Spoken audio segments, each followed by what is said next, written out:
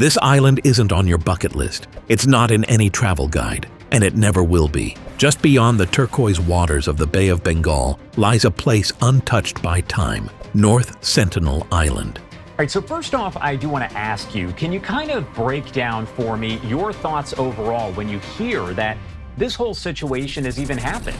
It's not abandoned. It's protected by the people who live there. A tribe so elusive, so hostile to outsiders. Well, my first thoughts were of absolute terror for the Sentinelese people because it's incredibly dangerous to have somebody go and try and make contact with them. That even the government keeps its distance. Joe Rogan was stunned when he learned of it and was not alone. One of the last uncontacted tribes in the world. What if a society chose to disappear from the modern world and succeed? This is the real-life mystery that's both terrifying and awe-inspiring. A place time forgot. North Sentinel Island doesn't look particularly different from the air. Just a thick green jungle surrounded by white sand and blue water, like 1,000 other tropical dots scattered across the Bay of Bengal. But this one is different. Beneath that canopy, people live like the last 60,000 years never happened. It's about 20 square miles wide, roughly the size of Manhattan's Central Park. Yet it's home to perhaps the most isolated human population on Earth. No airports, no roads, no ports, no power lines. What exists there is raw, ancient, and fiercely protected. Dense equatorial forest blankets most of the island. The trees stretch tall and wide, their leaves filtering sunlight into soft green shadows. Sharp coral reefs form a natural wall along the shores, making it difficult and dangerous to approach by boat. By design or chance, the result is the same: stay away. Despite being only 31 miles from Port Blair, a bustling city in the Andaman Islands, North Sentinel might as well be on another planet. Modern civilization races ahead with satellites, skyscrapers, and smartphones. At the same time, the Sentinelese continue to live by fire, wood, and stone. They fish in the reef, hunt in the forest, and build with their hands. And they do it all with silence. No known writing, no formal records, no history as the outside world knows it. But one thing is clear: they don't want to be found, and they've made sure the world knows it.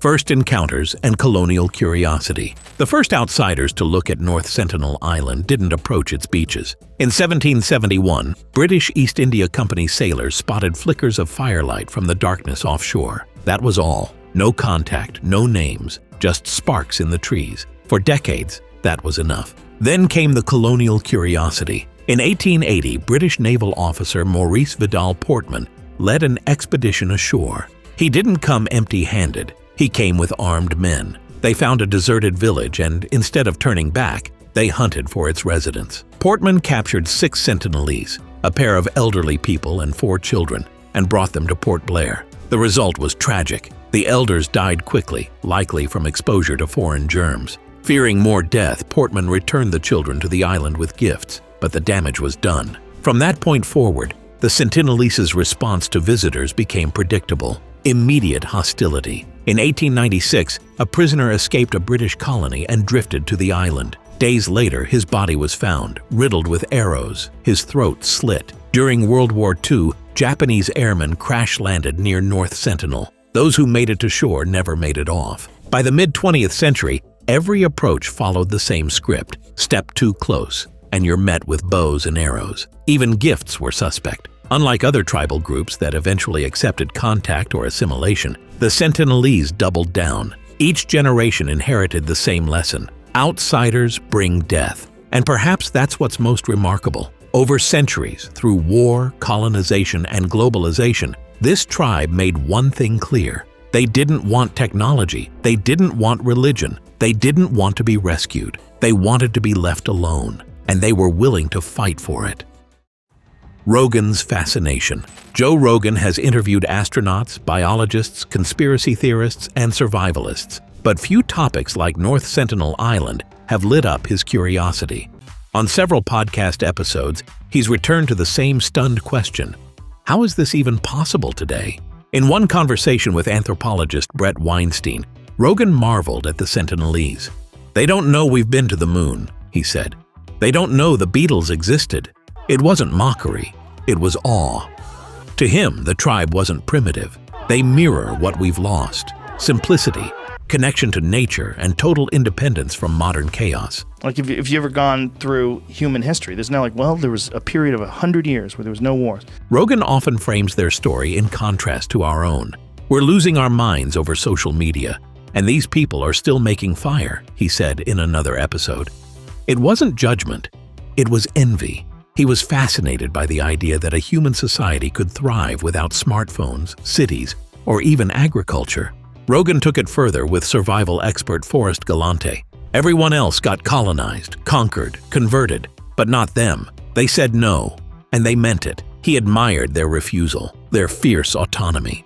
Even helicopters can't cross their boundary without being shot at. But perhaps Rogan's most insightful question came during a talk with Matthew McConaughey. Are they happier than us?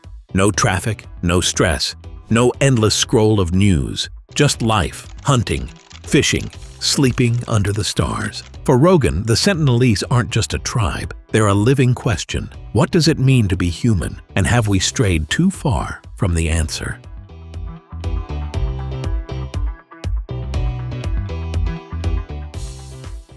The death of John Allen Chow. In November 2018, a 26-year-old American missionary named John Allen Chow set out on what he believed was a divine mission.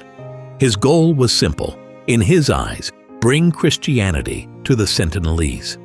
But his journey would spark outrage, heartbreak, and a fierce global debate. Chow had been obsessed with North Sentinel Island for years. He trained in linguistics, survival skills, and remote medical care. He knew the dangers. He even wrote about them in his journal. "God, I don't want to die," he scribbled the night before landing. But still, he went. He paid local fishermen to secretly ferry him close to the island in the darkness.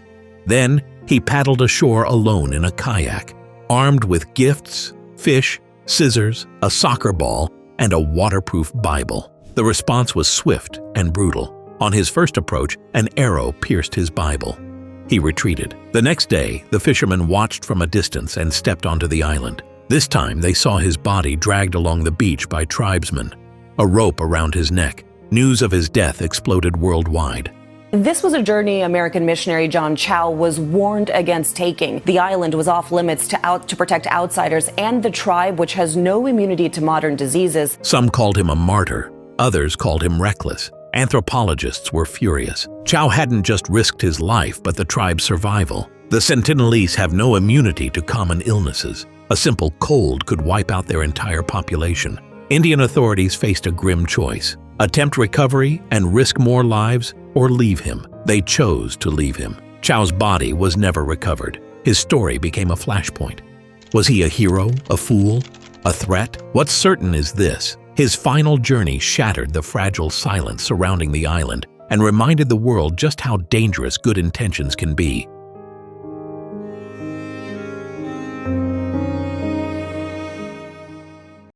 Their Stone Age technology. While the rest of the world chases artificial intelligence and quantum computing, the Sentinelese still rely on fire, sharpened sticks, and the curve of a bow. Their tools place them firmly in what anthropologists call the Stone Age. Yet their mastery of these tools is anything but primitive. Their bows are tall, powerful, and crafted from native wood. Arrows are tipped with sharpened metal, salvaged not from mines, but from the debris of the modern world. Shipwrecks, rusted drums, and storm-tossed scrap become raw material. They hammer iron into arrowheads using fire and stone, folding modern waste into ancient tradition. Their boats are dugout canoes, simple outriggers shaped by fire and carved with hand tools. These aren't ocean-crossing vessels. They're for shallow reef waters, ideal for fishing and hunting, but useless for long-distance travel. And maybe that's the point. Shelters on the island appear small and hand-built. Aerial photos show clusters of leaf-thatched huts nestled beneath trees. Their fires burn each night, visible in thermal satellite scans, evidence of cooking, warmth, and ritual. Everything they have, they've made themselves.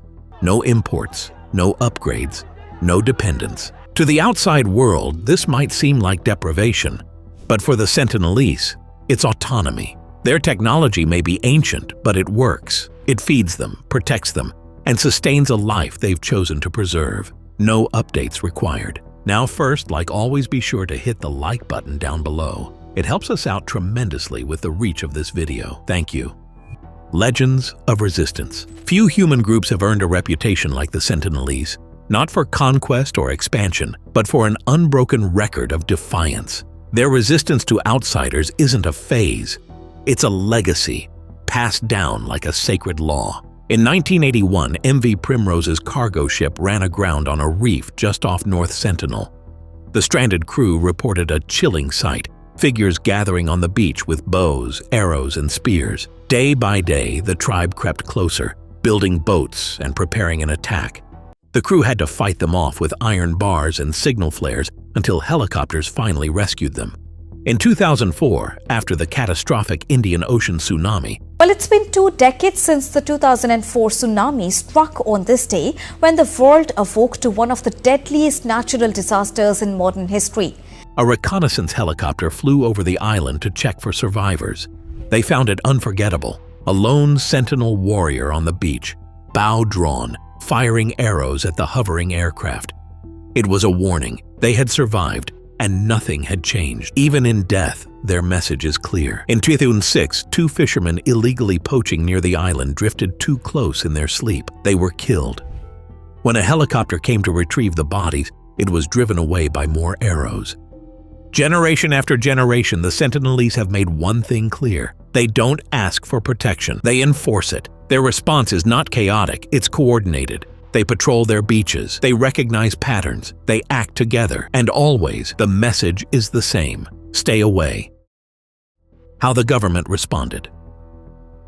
Over time, India's approach to North Sentinel Island shifted from curiosity to caution and protection.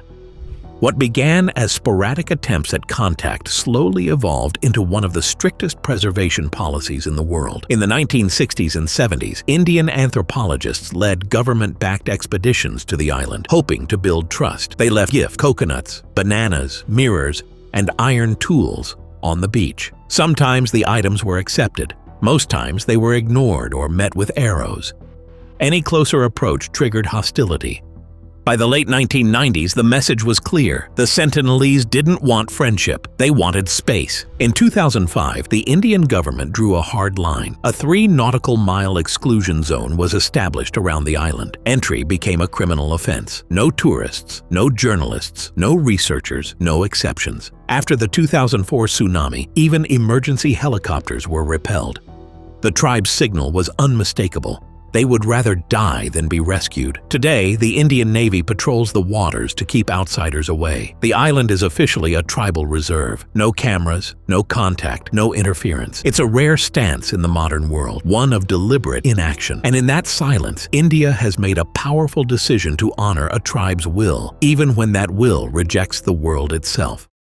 Culture through a keyhole. We've never spoken with the Sentinelese. We've never been invited to witness a ceremony, hear their music, or understand their myths. We know everything from a distance, through binoculars, telephoto lenses, and satellite scans. It's anthropology through a keyhole. Still, the glimpses we've caught are revealing. Settlements appear in small clearings inland, clusters of huts arranged in loose circles. Fires burn regularly. Thermal imagery lights up at night with heat signatures, hinting at evening meals or quiet rituals under the canopy. Some tribe members wear red body paint or adorn themselves with bands and necklaces, perhaps as markers of status or age. During one brief encounter, a man stood at the shore making rhythmic gestures toward the sky, possibly a spiritual rite or a warning to the clouds above. Depending on the weather, they seem to move seasonally, shifting between inland shelters and coastal edges. And their reactions to outsiders follow ritual patterns, coordinated movements, poised archers, an almost ceremonial defense. We don't know their names, we don't know their stories. But we know this: theirs is not a chaotic existence. It's ordered, intentional, and utterly unlike anything else left in the world. The tsunami they survived.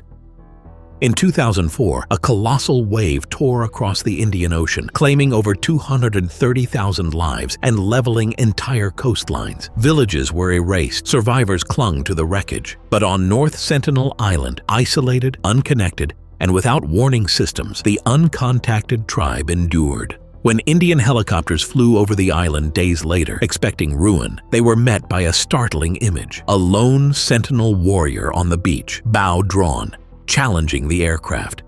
No distress, no request for help, just a silent message. We survived. Stay away. How? Many believe ancient knowledge saved them. Passed down through generations, the tribe may recognize signs modern systems overlook, such as animals fleeing, the tremble of the ground, or the sea pulling back before the strike. Whatever they sensed, they acted fast, retreating to higher ground before disaster hit. Satellite images later confirmed something astonishing. Not only had they endured, but the tsunami had expanded their land. Uplifted coral had created new beachfront. While the world turned to satellites and sirens, the Sentinelese leaned on instinct, tradition, and cohesion, and it saved them. The Great Moral Debate. North Sentinel Island poses a question no satellite can answer. Is respecting their isolation an act of compassion or quiet neglect? For many, the answer is simple. The Sentinelese have spoken clearly, not with words but with arrows. Every retreat into the jungle, every shot fired at an intruder, declares the same message: stay away. History validates their fear. When isolated tribes have been exposed to the outside world, it's not war that destroyed them. It's disease. Even a harmless cold could devastate a population with no immunity. Anthropologists argue that protecting their solitude is an act of respect. Others disagree. What if a child falls ill from something we could easily treat? Does non-interference become cruelty? Joe Rogan has explored both sides. Maybe, he suggests, they're better off without screens, no smog, no noise. Just life, raw and grounded. And that's the paradox. In a world that prizes connection, the Sentinelese thrive in disconnection. They're not relics of the past. They're humans who chose another path and stuck to it. They don't ask for help. They don't want to be rescued. They've carved out a quiet existence that defies everything modernity stands for. And perhaps in doing so, they hold up a mirror to the rest of us.